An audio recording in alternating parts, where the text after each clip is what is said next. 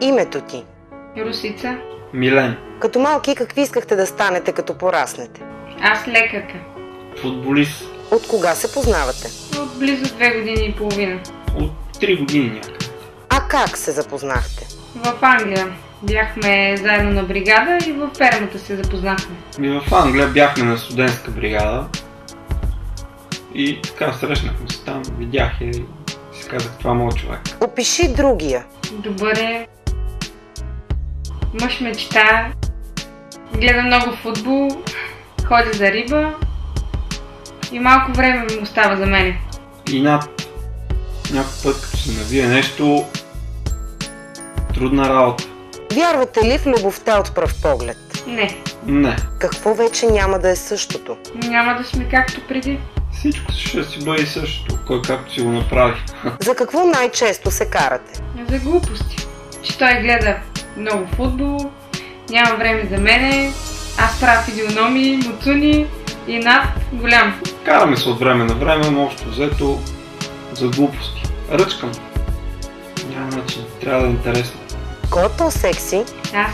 Мисля, че тя е по-секси. А кой е по-харесван? Предполагам пак аз. Мисля, че аз съм по-харесван. Или поне така си мисля. Колко нецензурни думи използвате на ден? Много. Много. Постоянно. Ядосам ли съм? Направо.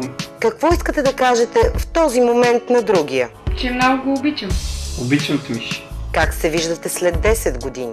Щастливо женени и може би малко бременна с второто дете. След 10 години 2 деца, малко по-голямо шкембе, общо взето къща евентуално. Белята, която си спомняте и до днес. Това е с сестра ми, когато си играехме като деца. Един ден тя ме ободи с игла в ръката. Стана една инфекция и до вечерта не можех да си движа ръката. Беше ужасно.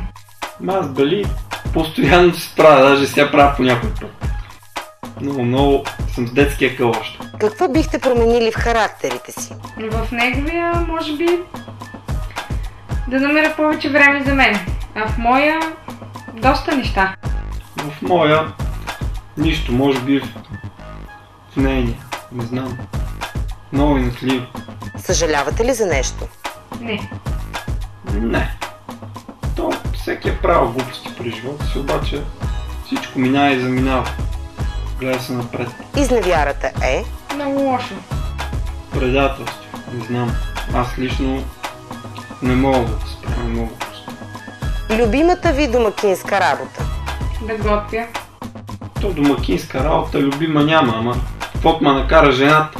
Има ли рай на земята? Който както си го направи. Може и да има рай. Рай има. Зависи кой как ще си го направи. Причината за последната ви безсънна нощ? Представях си как минава сватбата. От сутринта до вечерта. И заспах в 4 часа през нощта. Безсънни нощи, то много. С приятели обикновено. Кариерата или семейството? Аз мога и с двете. Семейството. Няма ли семейство човек, кариерата нищо не е. Кариерата се прави винаги. Извинението, което върши винаги работа. По принцип, Миши, много те обичам, ама не върви някой път. Зависи от момента. Аз съм цар на извиненията. Според момента е всичко. Винаги измислим нещо. Суеверни ли сте? Да.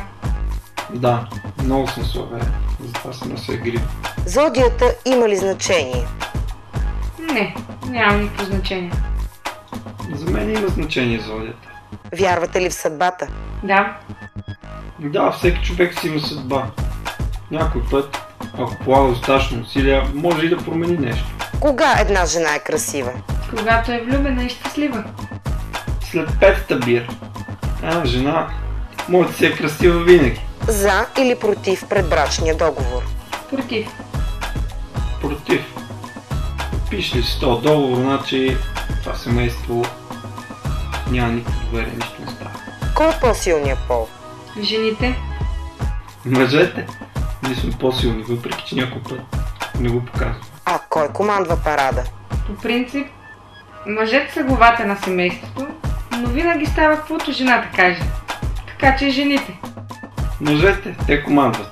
Някой път пускаме по малко авант, колкото да минават номерата, но жените иначе, каквото каже мъжа, това става. Последната ви сексуална фантазия? Аз и Милен и още някой. Пожелание, мъж или жена. Последната. Аз фантазирам постоянно. Фантазия винаги има в мен. Трик, с който правите партньора си щастлив? По принцип той е щастлив от много неща, ама му даде една голяма шоколадова торта и вече на върха на щастието.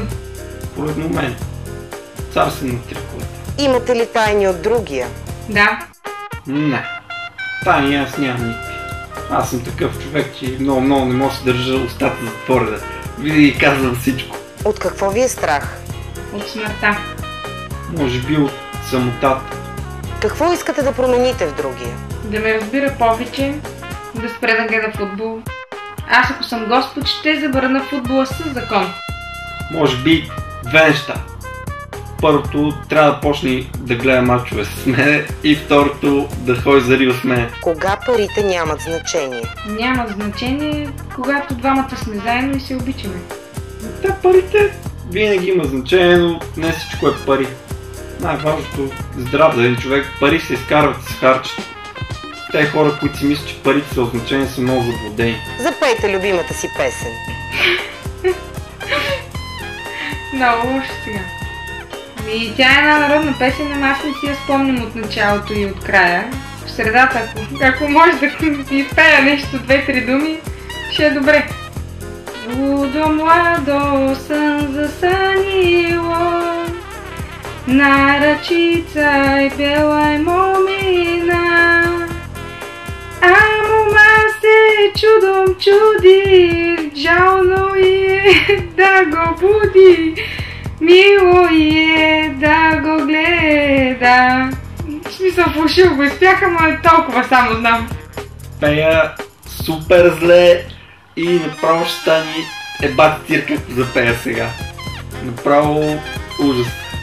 Детство мое, терен, тарараран и така, не знам текст. Кой е мъжът на баба Марта? Дядо Марто. Дядо Марто. А на баба Яга? Той е балан. Кумчо Вълчо. Усмивка.